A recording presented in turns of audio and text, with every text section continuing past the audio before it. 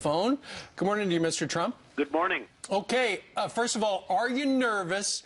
And is it true you're not actually preparing for the debate? Well, I'm not nervous, and I could say I am preparing. I'm reading everything. I'm studying everything. I don't have pollsters telling me what to say. I mean, a lot of these folks have pollsters, and they're giving them quips, and they're giving them little kills for Trump. You know, go kill him with this line or that line. You know, they've got it memorized. I don't do that. I don't believe in it. And it's not me, and it really isn't them either, if you really have to get right down to it. They pay a lot of money for these people, and I guess that's what they're going to be doing, according to what all of the pundits are saying. Donald, do you ever get nervous?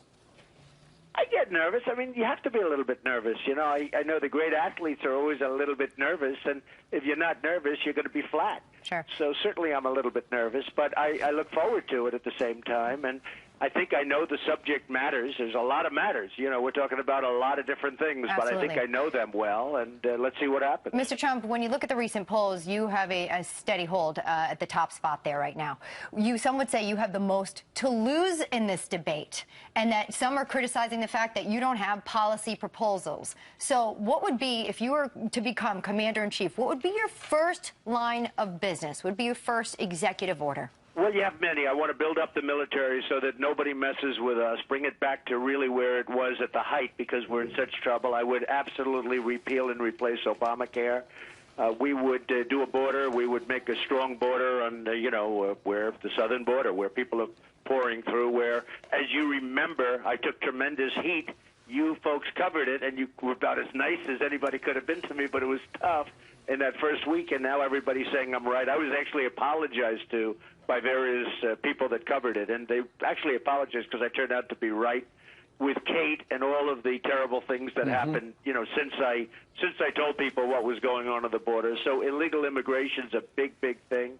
Taking care of our vets, to me, is very, very important. So there's so many things. Look, the country is a mess.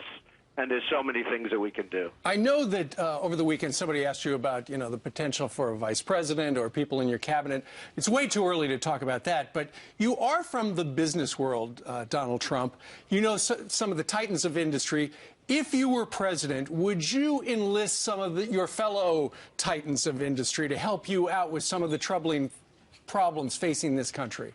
Well, certainly in the administration I would. I think maybe for a VP you want to go political because, to have two business people, maybe that's a little bit much. But certainly within the administration, I would put people in. As an example, for negotiation against China, I have people that are so good that they would, China will be, believe me, it won't be the same. They're just draining us. So these they are taking our money. Pardon me, these are business leaders? These would be oh, yes, they would not be political people. These would be business people. And Japan, they send millions of cars to the United States. We get nothing. We have to restructure that whole thing because they're making a fortune and we're getting the short shaft.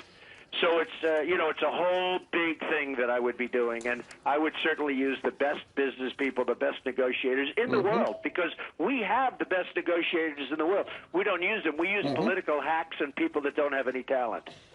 Well, the speculation, Donald, this weekend about whether or not Joe Biden, speaking of vice presidents, would throw his hat into the ring. And also word that Hillary Clinton is just in a huge ad buy. We saw the first ads of the season. Who would you rather go up against, Hillary or Joe Biden? And do you think Biden stands a chance? Well, I think that he may very well get in Clinton because she's doing so badly. I actually think her email problem is a much bigger problem than people are talking about. General Petraeus was destroyed for doing much less. What he did was peanuts by comparison to what she's done. And he was, he was destroyed. It was very sad what happened to him. But she's in big trouble, I think, with the email, so I'm not even sure she's going to be able to last. Let's see what happens. If you had honorable prosecutors, this would have already taken place. But the prosecutors are all Democrats, and it's a little bit strange what's going on. Who would be tougher to beat, though? I think that it doesn't matter. I'm not even focused on that right now. Look, Hillary was the worst Secretary of State in the history of this country. I think that she is very vulnerable. I think that she is very beatable. I don't think she's very beatable by a lot of the people that are running. My first concept and my first thing is to focus totally on the people that we have. You have now 17 of them, a total of 17, and that's really where my thought process is. Other than I'm talking about constantly the bad job that the president's doing, the horrible job he's doing with the military, with the vets, which is scandalous what's happening in the Veterans Administration, with so many different things. Healthcare is a disaster. You know, Obamacare is a disaster, and it doesn't kick in to 16, and frankly, really kick in until 16. Right. And people aren't talking about it as much right now, but Obamacare is a bomb waiting to explode. Well, and regarding the Hillary versus Joe Biden information, the story this morning is that it sounds like he's 90% in. It sounds like he's going to do it. But let me ask you this, Donald Trump. Imagine what kind of a choice is Barack Obama going to have to make on who he would support? I mean, go back to the 2012. Supposedly, President Obama made a deal with Bill Clinton. Okay, listen, you help campaign for me, and I'll help Hillary. Okay, Right. Fast forward to today. If Joe Biden, his sitting vice president, says, hey, boss, I could use your help, what's Barack Obama going to do? Well, it's going to be a tough position for him, and if assuming he supports anybody, and maybe behind the scenes he'll support Biden, because one thing about Biden, he's been loyal to Obama, loyal to a fault, because so many of the things have been so bad. But he's been very loyal to Obama, and I think if he was going to be forced to support somebody, everybody says the word is that he just doesn't like the Clintons. And I don't know if that's true or not true, but, you know, in theory, he does not like Hillary and he does not like the Clintons. So you would think if he was going to be forced, he may very well go with Biden. Sure. But we'll have to see what happens. I don't know how effective Biden's going to be. He's got his own problems. That's one problem, as you indicate, in the Democratic Party. Another one may be that their spokesperson, Debbie Wasserman Schultz, after being asked last week the same question about the difference between Democrats and socialists. So what's the difference between your party and socialism? She couldn't answer, and then she was asked again. Watch. Can you explain the difference? You know, Chuck, it's always fun to be interviewed by Chris Matthews, and I know that he enjoys that banter. The important distinction that I think we're going to be discussing, I'm confident we'll be discussing in this campaign, is the difference between Democrats and Republicans. No straight talk there.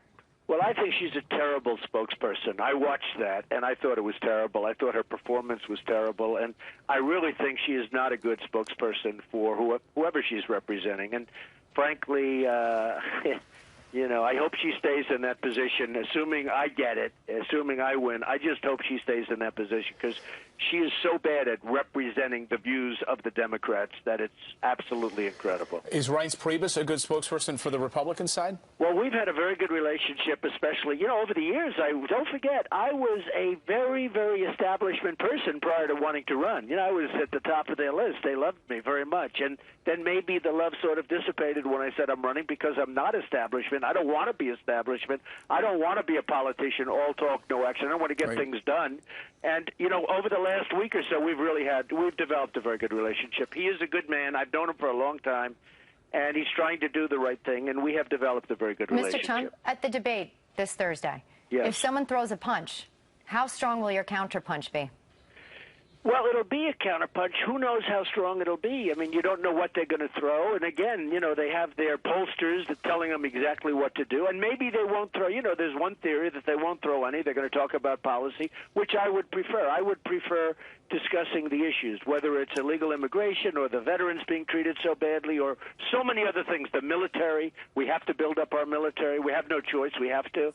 And so many other things. So I would rather discuss that.